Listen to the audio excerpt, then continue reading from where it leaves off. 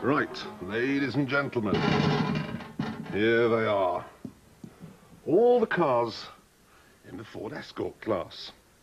Here's the Nissan Almera, the Toyota Corolla, there's the Astra, and here is the Ford Escort itself. They're all different, and yet somehow they're all the same. Here, however, is potato done in a different and interesting way. This is the new Fiat Bravo.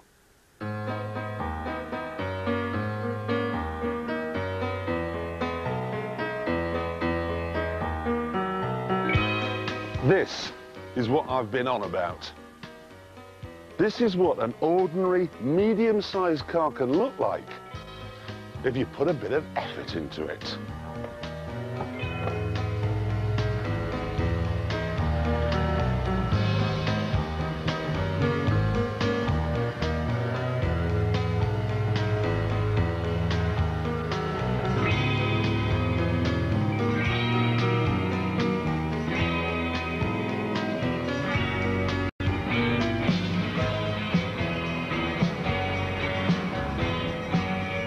Of course, Alfa Romeo was adventurous with the styling of its 145, but that lets itself down by not being especially nice to drive. This is.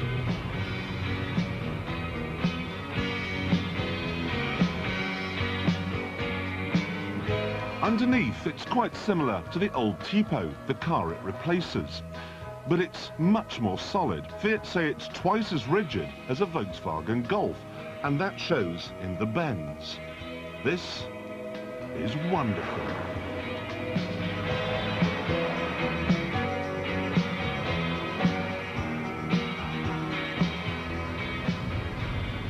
I'm in a three-door hatchback which you can buy for less than £10,000, and I'm having fun.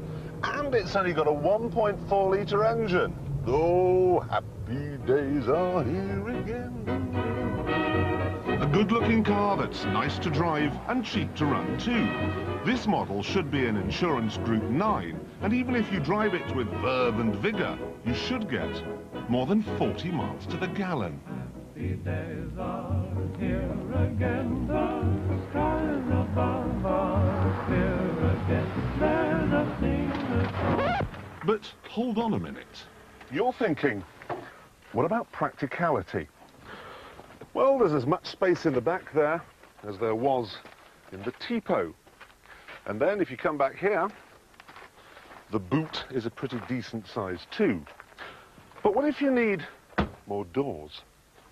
Well, that's where the 5-door Brava comes in. Now, not only does it have a slightly different name, but also it has a completely different rear end. And then there's engines. There's the 12-valve 1.4 that I've been driving, the 1.6, and then the 16-valve 1.8 GT. Not the most rip-snorting barnstormer that ever cruised the motorway, but it only cost 12.5 grand, so who's complaining? You know, this range of motor cars just gets better and better.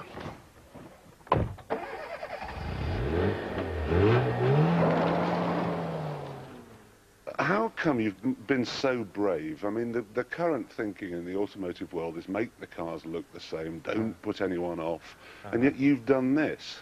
Well, I suppose we did this car, or these two cars, at the same time as we were doing or finishing the coupe and the barchetta. So we had the steam built up inside the studio, and we were on a roll. We just felt that gosh, we've got to push this to the limit. We've got to break the rules. We've got to discover every niche and every angle of the car that we can add something that distinguishes it from the rest of the pack. Are you very pleased with it? Absolutely. You're an American, so how come you've been able to design an Italian car? Well, I work in an Italian system, and I mean, I guide a lot of Italian designers. And those Italian designers are backed up by a lot of Italian engineers, and the mentality and the feeling that goes from the culture goes into the car, and there's I mean, I just try to guide them on the right street. I've saved the best till last, though. For years, Fiat has been trying to improve the quality of its cars, but most people still think there should be a UN peacekeeping force outside the dealers. They had to get the Bravo and the Brava right. It's been reported that the chief executive of Fiat, a huge bear of a man, told his engineers, "If this car squeaks or rattles, I will physically harm you." It doesn't. All the switches and so on seem to have a quality feel. Not that there are that many in this bottom-of-the-range model. You simply get the sensible stuff. Electric windows, power steering, and an airbag. It doesn't really matter what you're looking for. Value for money, practicality, safety, looks, performance. You get it with this.